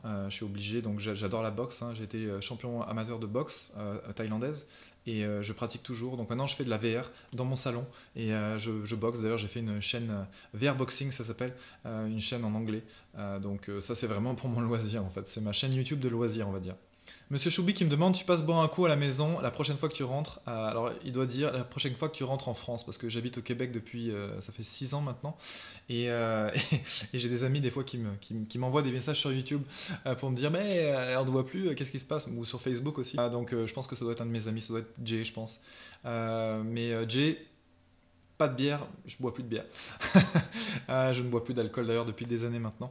C'est très très rare quand je bois de l'alcool. Donc oui, si c'est du thé ou si c'est une boisson gazeuse, si tu veux. Donc Fanny qui me demande, je me demandais combien de personnes suivent tes formations en ligne et quelles sont les formations les plus populaires ou les plus appréciées. Alors, combien de gens ont suivi ou suivent actuellement? Des élèves actifs, je pense que j'en ai peut-être entre 70 et 100, je pense. Et des élèves en tout, depuis le début, tout début des formations, je pense qu'il y en a au moins largement au-dessus de 5000. Ça peut paraître beaucoup comme ça, et ça l'est. Mais en fait, le plus important pour moi, c'est de savoir quels sont les élèves actifs. Parce qu'il y a des gens qui achètent des formations qui ne les regardent jamais vraiment, en fait, ou qui ne les mettent pas en application. Et ça, bizarrement, c'est la grande majorité. Et il y a peut-être 25% de mes élèves qui s'y mettent vraiment. Et il y a vraiment 10% de mes élèves qui sont hyper motivés. Et eux, par contre, ils réussissent beaucoup plus vite parce qu'ils sont hyper motivés. Donc il y a cet effet de boule de neige de l'apprentissage. Et c'est eux finalement qui réussissent à s'en sortir, qui valident les formations et qui n'attendent pas 10 semaines avant de se mettre à la deuxième formation et qui enchaînent les formations le plus possible. Donc c'est sûr qu'il faut beaucoup de motivation pour ça. Et c'est souvent des gens d'ailleurs qui ont des vies à côté, c'est-à-dire qui ont soit des enfants ou un job ou les deux. Donc c'est assez impressionnant de voir à quel point certaines personnes arrivent à s'en sortir même avec des vies bien chargées, quoi. La formation la plus populaire, c'est évidemment les bases du dessin. C'est là que tout commence, évidemment. On va dire que c'est le bas de la pyramide, hein. Tout le monde commence à zéro, donc les gens, ils attendent quoi? Ils attendent que je leur enseigne le dessin, forcément. Ensuite, la croquis vivant, c'est la deuxième. Et après, il y a peut-être la formation aquarelle d'Elodie qui a eu beaucoup de succès récemment. Donc ça, c'est très cool. Sinon, je pense que c'est ça. Donc croquis vivant, base du dessin et aquarelle. Sultana qui me demande, est-ce que pour faire des dessins d'imagination, faut-il une banque d'images dans sa tête et s'être entraîné à faire et à refaire les mêmes gestes? Alors c'est pas vraiment le geste en fait. Il faut comprendre que le geste, ce qu'on appelle la mémoire musculaire, c'est pas vraiment ce qui va faire de toi une bonne dessinatrice. Ça va par contre améliorer la qualité de certains de tes dessins, clairement. Par contre, ça va faire des rendus clean, on va dire. Par contre, pour ce qui est de la banque d'images interne, ça n'a rien à voir. En fait, je l'ai dit un petit peu dans la vidéo, tu peux aller voir d'ailleurs soit mes articles sur le dessin d'imagination, soit ma vidéo sur le dessin d'imagination. D'ailleurs, je vais mettre certainement une fiche en haut à droite ici pour que tu la vois, ou ici plutôt. Mais c'est vraiment important en fait de travailler cette imagination. En fait, l'imagination commence par la mémoire visuelle. La mémoire visuelle, si tu mets toute ton attention sur un élément d'une scène, tu vas essayer de le retenir en 3 dimensions. Tu vas l'intégrer dans ta mémoire à long terme à force de le faire et à force de le dessiner d'ailleurs, à force de penser à cet objet et à force de le dessiner, tu vas pouvoir l'intégrer à long terme. Et c'est ça qu'on appelle bibliothèque interne. C'est finalement tous ces objets que tu as pris le temps de dessiner plusieurs fois et de retenir pas mal de fois et d'analyser aussi. Parce que regarde, dans la vie de tous les jours, on sort dehors, on peut voir des individus puis on s'en souvient pas le jour d'après ou même 10 minutes après. Donc si tu as envie vraiment d'activer cette mémoire visuelle, il faut que tu te concentres, forcément. Il faut que tu te concentres sur quelque chose. Donc par exemple, aujourd'hui, je vais apprendre à dessiner une borne d'incendie, tu vois. Donc ça peut être ton objectif de la journée. Et tu vas voir que, en analysant l'objet, tu vas te dire ah ouais, mais c'est fait comme ça. Ah ouais, et c'est rouge. Ah ouais, il y a une valve ici. Ah ouais, et là ça fait une espèce de petit levier. Et là, on peut brancher le tuyau. Et là, et tu vois. Et tous ces éléments vont faire que tu vas pouvoir les assembler dans ta tête. Et à partir du moment où ils sont bien présents dans ta tête, et à partir du moment où tu peux t'imaginer le gros cylindre que tu fais tourner dans tous les sens comme ça dans ta tête, c'est comme ça que tu vas le retenir, que tu vas commencer à le retenir, mais le mieux c'est de le dessiner ensuite. Le mieux c'est de le dessiner plusieurs fois et plusieurs jours de suite. Et c'est comme ça que tu vas retenir l'élément. Le dessiner plusieurs jours de suite en l'ayant analysé, en l'ayant compris en 3D. Et crois-moi, en faisant ça tous les jours, c'est ce que fait Kim Jong-il d'ailleurs, hein. Il a fait ça pendant des années, et je peux te dire que maintenant il sait tout dessiner, mais c'est pas pour rien. C'est juste qu'il a des objets dans sa tête, puis il les fait tourner. Point final. Donc c'est même pas une bibliothèque d'images en 2D, c'est une bibliothèque de modèles 3D si tu veux. Il y a Brubru qui me dit j'ai 2 formations, base du dessin et portrait, et je me pose une question. Est-il préférable de commencer la formation base du dessin pour passer à celle du portrait, ou je peux commencer par celle que je veux, sachant que je fais en ce moment des portraits? Alors, ça c'est toujours difficile, parce que là c'est comme si tu me demandais est-ce que je dois faire passer la motivation d'abord, ou la séquence du vrai apprentissage. Donc moi je conseille base du dessin, croquis, et ensuite portrait. Parce que je connais mes formations. Je sais dans quelle séquence elles sont, je sais quels sont les modules qu'il y a à l'intérieur, quelles sont les vidéos, quelles sont finalement les connaissances théoriques que j'apporte dans cette séquence-là. Et j'avais tourné portrait, c'était ma première formation, c'était portrait, et j'ai tourné base de dessin à la suite de portrait. Donc c'était un peu bizarre dans la façon dont j'ai présenté ça, mais à l'époque je me disais, complètement par hasard, je me disais, il y a plus de gens intéressés pour dessiner du visage, donc je préfère tourner la formation qui est la plus demandée. Mais finalement, j'avais jamais demandé à mon audience s'ils préféraient avoir les bases de dessin ou avoir le visage. Et puis après, je me suis dit, avec l'expérience, je me suis dit, mais en fait, c'est les bases de dessin que tu aurais dû tourner en premier, ça paraît plus logique, mais c'est vrai. Donc c'est exactement ça, toi, tu aimes bien dessiner les portraits en ce moment, ça te donne beaucoup de motivation, dessine des portraits. Mais le mieux, c'est quand tu dessines des choses que tu aimes bien, des personnages ou autres, c'est d'essayer d'intégrer tout ce que tu apprends au fur et à mesure dans les choses que tu dessines. Et ça, c'est le plus important. Donc, je te dirais, fais les deux, mais essaie de le faire en parallèle. Et quand tu vois qu'il y a un truc qui est trop difficile et que tu es en train d'automatiser une erreur qui revient, qui est récurrente, arrête ça et reviens sur les bases et maîtrise les bases. Parce que les bases, au final, et c'est mon opinion, hein, mais c'est le seul moyen d'effacer le tableau et de se dire tous les automatismes là, tu les oublies, parce que ça c'est des automatismes qui finalement, si tu continues à faire ça à long terme, tu vas toujours l'avoir dans ta tête, tu vas toujours faire les mêmes erreurs. Et c'est pas ce que je veux, c'est pas ce que je veux pour toi. Donc c'est sûr que je te dirais, dessine ce qui te fait plaisir, mais coupe la poire en deux et essaie déjà d'intégrer ce que tu sais et essaie de toujours te rappeler que la copie conforme et sans réfléchir en 3D, c'est ce qu'il y a de plus délétère pour le dessinateur qui veut faire par exemple du dessin son métier, ou même pour les amateurs qui veulent juste être bons en dessin et qui veulent faire leur projet, qui veulent se faire plaisir. Et si se faire plaisir c'est juste copier en 2D ce que tu vois, moi j'y vois pas d'inconvénient, mais c'est juste que je sais que pour passer un cap, il faut vraiment comprendre les choses en 3D, apprendre les choses en 3D, retenir les choses en 3D et pouvoir recracher de la 3D quand tu veux finalement. Voilà, j'espère que ça a pu répondre à vos questions. La vidéo est un petit peu longue ici, mais si vous avez d'autres questions, faites-le en commentaire, je me ferai un plaisir d'y répondre, même si ça prend du temps, c'est pas grave, je le ferai. Et puis je vous fais une grosse bise à tous, à bientôt.